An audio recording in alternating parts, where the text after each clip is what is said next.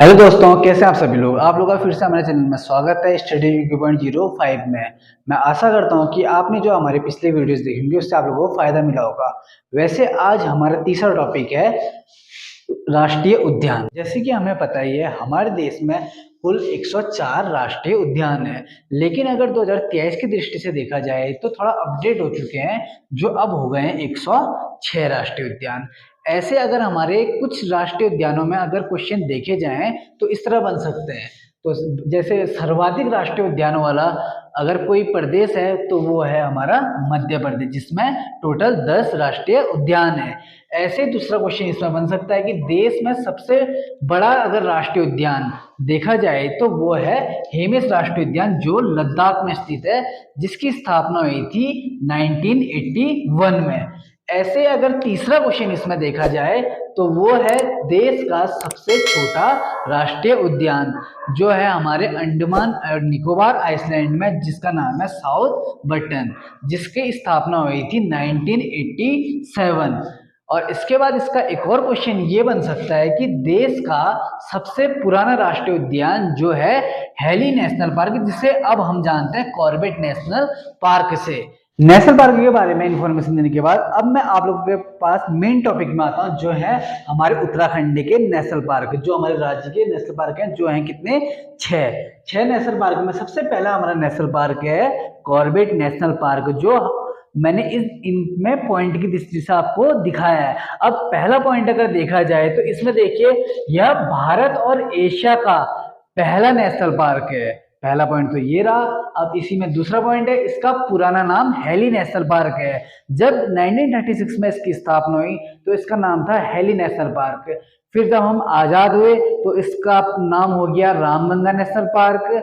फिर 1957 में इसका नाम हो गया कॉर्बेट नेशनल पार्क, जिसको जो अभी भी हम जिस नाम से इसको जानते हैं। ऐसा हमारे अगला पॉइंट में आता है प्रोजेक्ट टाइगर।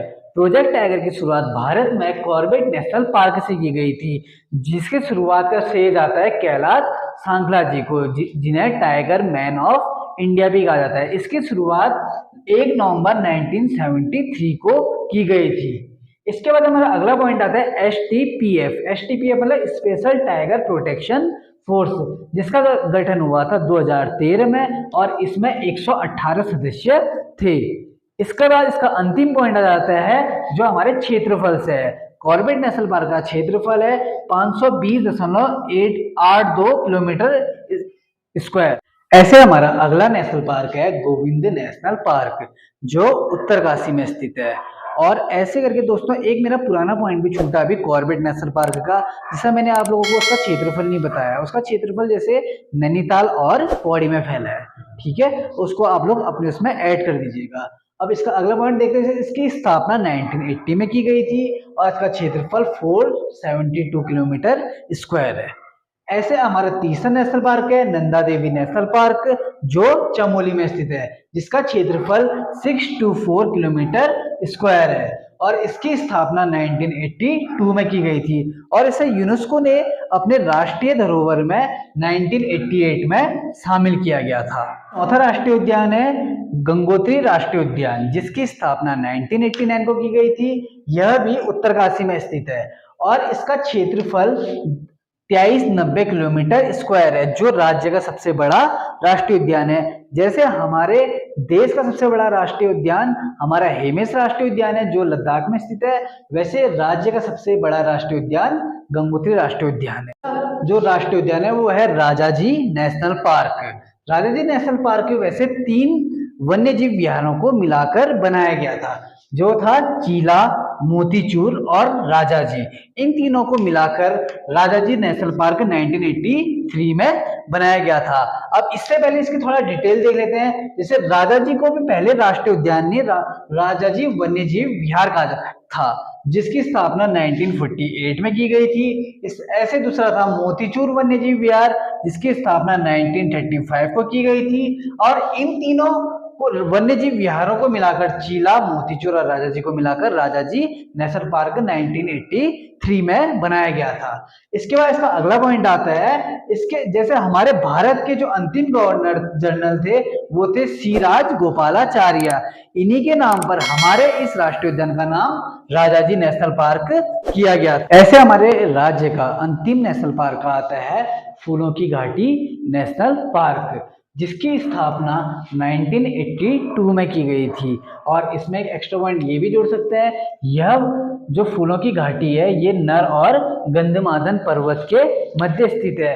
अब ऐसे आप जैसे आप लोगों ने मैप तो देखा ही होगा, मैप में आपने एक चीज गौर किया होगा, फूलों की घाटी इस साइड और बद्रीनाथ इस साइड है, तो बीच में ऐसे हम याद कर सकते हैं, बीच में नर पर्वत है और यहाँ पर गंधमादन है, इन दोनों के बीच में फूलों की घाटी। और अगर ये पूछ दे एग्जामिनर कि बद्रीनाथ किन दो पर्वतों के मध्य है, तो नर और नारायण पर्वत की मध्य है, तो इस साइड को बद्रीनाथ है और इस साइड को फूलों की घाटी। अब इसका अगला पॉइंट देखते हैं, इसका क्षेत्रफल है 87.50 किलोमीटर स्क्वायर, जो हमारे राज्य का सबसे छोटा राष्ट्रीय उद्यान है, जो सबसे छोटी। और इसको यूनेस्को ने 14 जुलाई 2005 में इसको यूनेस्को में शामिल किया गया था, जिसकी खोज 1931 में फ्रैंक स्मिथ ने की थी। तो दोस्तों आज का हमारे टॉपिक राष्ट्रीय उद्यान वाला हमारे यहीं पर समाप्त होता है। आशा करता हूँ आप लोगों को हमारे वीडियोस समझ आ रहे होंगे और आने वाले वीडियोस के लिए हमारे चैनल को ऐसे शेयर और सब्सक्राइब करते रहें। धन्यवाद।